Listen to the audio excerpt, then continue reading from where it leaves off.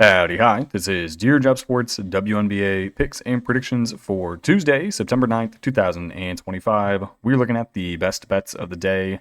Let's get into the video. All right, first things first, got to look at the previous day's results. There was only one game. We had the spread, we had the over, and we had Ryan Howard PRA over 28.5. We go 2-1, bringing our season record 344 and 339. Let's recap these and then get on to one of the final big slates of games for the rest of the WNBA season. Our two winners, we had Dream minus 11.5. This was looking a little bit suspicious. They only had a 2-point halftime lead. Halftime was 45-43. So if anything, I thought the over was a guarantee and the spread was the thing I'd have to worry about. But it actually happened the exact opposite way, as the over died and the spread hit by 1,000,000. Dream win this game 87-62.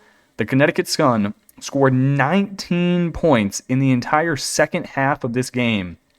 36% from the field, 64% from the free throw line. They lose the rebound battle by 12. They lose the turnover battle by 3. That is not conducive of winning basketball games. Marina Mabrey only shot the ball 5 times. I had to do a double take at that stat line. Sanaya Rivers shot the ball 17 times and only scored 16 points. Tina Charles went 5 of 15. Anissa Morrow went 5 of 12. I mean, they really only have 4 players. Lindsay Allen was their starting point guard. I mean, Aaliyah Edwards still doesn't manage to get herself into basketball games for meaningful amounts of minutes. She only played 15 minutes. What did she do? Is she horrible in the locker room? I just don't understand what she's done in her basically 2-year career besides be injured to not deserve minutes. She was like a 6th overall pick or something. Why is she coming off the bench not even playing 20? That doesn't make any sense to me.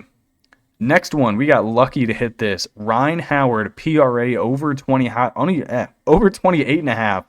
I'm assuming this line came down a little bit once it was announced that Jordan Canada and Alicia Gray were playing, but it didn't even matter because she hit it by the hook. 18 points, 5 rebounds, 6 assists, totaling 29 PRA, and she only went 2 of 7 from deep. So, shout out to Ryan Howard. Also, only 1 turnover. That is how basketball should be played. You shoot the ball 14 times, you have 6 assists.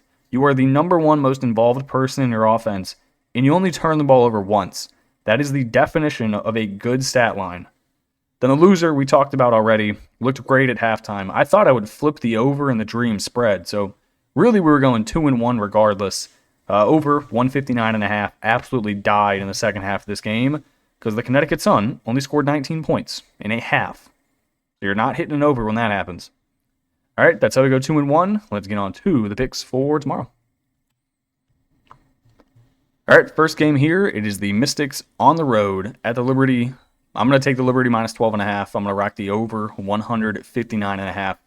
This is the final time we will talk about the Mystics for the entire year.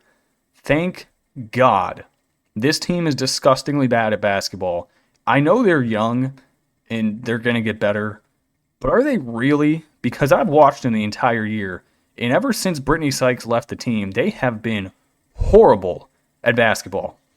16-27 on the year. They've lost 9 games in a row. It's going to take skill to lose 10 games in a row with the current state of the WNBA. I mean, you have 3 wins in that 10-game losing streak. The Wings, the Sun, the Chicago Sky, these are all teams that exist in a 13-team league. How are you losing 10 in a row with these teams surrounding you? It should not be possible. They suck. Their main problem is they don't have anyone who can shoot. I mean, your main outside scoring threat is Sonia Citron. Your entire team is shooting 32% from deep. That is horrid. That is remarkably bad. Liberty 25-17 on the year, 4-6 in their last 10 games straight up. They have not been good. So laying 12.5 doesn't really instill that much confidence in me. But I think you have to do it. For most of their losing ways recently, one of their star 3 players has been injured, whether it's Jonquel, Stewie, or Sabrina. They are back healthy now, though, so nobody is on the injury report. No Sabali, no Sabrina, no one. They are healthy 100%. So we'll see what happens here. They have one more game after this, so this is not their final game. I believe it is their final home game, however, before the playoffs start. They are not going to have home court advantage. Not even close, honestly. The Mercury are above them, the Aces are above them, the Dream are above them, and the Lynx are above them. So they're going to be on the road for the first series, which is crazy to say because this team has been number 2 the entire year, but then they just fell off of a cliff. Next game, Lynx minus 2.5. I'm going to rock the under 163.5. Really, really weird matchup here. This game doesn't really matter for seeding in terms of Indiana, and it definitely doesn't matter for the Lynx. Lynx 33-9 on the year. They just won a road game out the Valkyries by 6 points. Injury news. Dejanay Carrington ruled out with an actual injury. Nafisa Collier is out of this game for rest. So if there were any questions in the MVP race, they are certainly all but closed now. You can't take this game off for rest. Like, I don't care if you're coming off of an injury or not. If you want to win the MVP, you got to come out here and score 35 on Indiana and then have your team win by 15. So Asia's going to walk home with the MVP. That you just tossed that one away, Fee. Minus 1,200 less than a week ago, and now you're resting because you know you already lost it. Fever 23-20. This is where it gets interesting. So the Fever are either going to be the 6th or 7th overall seed in the playoffs. They cannot be the 8th seed because they have the tiebreaker with the Seattle Storm and they have the tiebreaker with the Sparks. So if either of them get in, it doesn't matter. They are the 8th seed. So they're either going to be 6th or 7th. That means you're playing a myriad of the Aces, the Dream, or I think technically the Mercury can still get in there. It's probably going to be the Aces or the Dream, though. That's just a toss-up. It really doesn't matter who you match up against. I don't think they're trying to win or lose this game.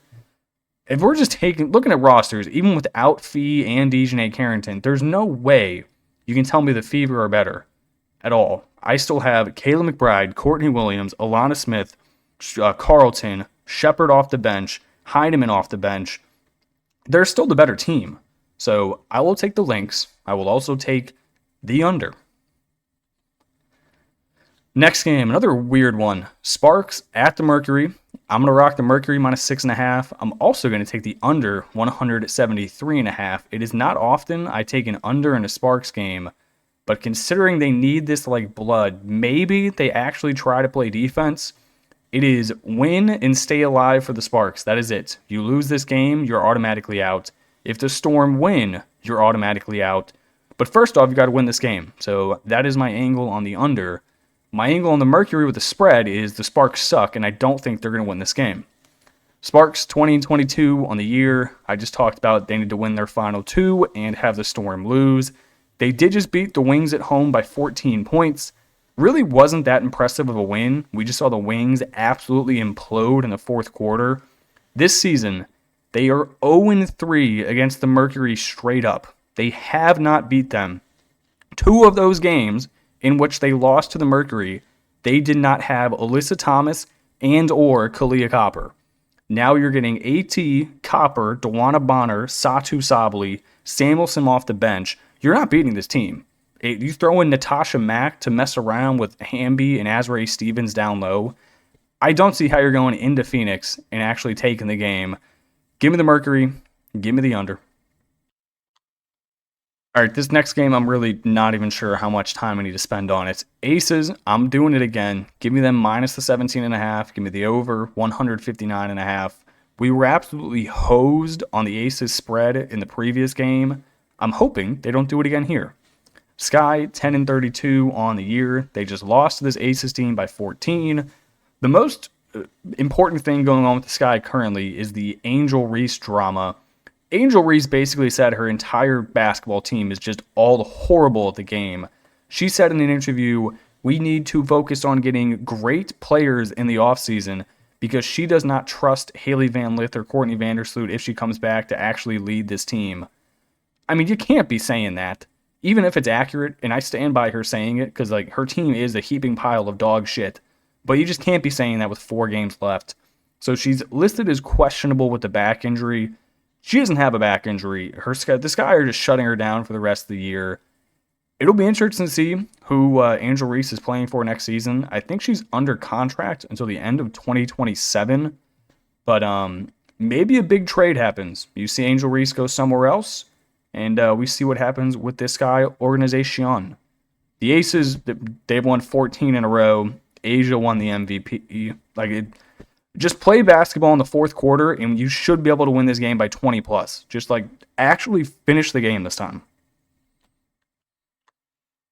All right, next game. Another one I don't think I have to spend too much time on. I've kind of already laid it out. It's Valkyries at the Storm. I'm going to take the Storm minus the points. I'm going to rock the over. It is very simple for Seattle. You win this game, you are in the playoffs. You lose this game, you are probably still in the playoffs depending on what the Sparks do, but the Sparks have to win both of their final two games. There's a chance they know this. Actually, let me see what time that Mercury game starts at. I'm assuming they both start at 10:30. I'm going to double check real quick. Yeah, okay, they both start at 10 o'clock, so they're not going to know the result of the Sparks game prior to, but maybe they get a few glances at the scoreboard to see what the Sparks are up to. Who knows? Either way, it's win and get in. I'm going to back the Storm. I don't like it. The Valkyries have been a pain in my ass the entire year. Noelle Quinn should be fired. Make the playoffs or miss the playoffs. Noelle Quinn should not be a coach next year. There's no question around that. This is a veteran team. I think you have to get this done. Speaking of Storm, Nneka Ogwumike. That is the first player prop I'm taking. I'm taking her points and rebounds over 23.5. I was shocked it was this low. I could see Nneka going for 25 this game. She is the most veteran player on the court. She's the best player on the court. She's top 10 all-time in points, top 10 all-times in rebounds. I mean, you're just not going to find a better vet than Nneka Ogwumike. She should be shooting the ball minimum 12 to 15 times. I'd give Nneka 20 shots. Who down low on this Valkyries team is stopping her? The answer is no one. Zime Fagbenle? No. Dandalacini might not even play in this game. So, no one's stopping her down low. And then next, A'ja Wilson. Give me your PR over 35.5. I mean, if there was any question, A'ja just dropped 30 points and the MVP is in your pocket. Your entire team and everyone in the audience the previous game was wearing A'ja Wilson MVP shirts. So they are just actively giving her the ball to shoot. They want her to win it. One final game, beat the Sky by 30. Hell, you can skip the 30 point, drop 40 points, make a statement, win it for you and your team. All right, that is the recap. I appreciate you guys watching and tuning in, and I will catch you in the next one. Peace.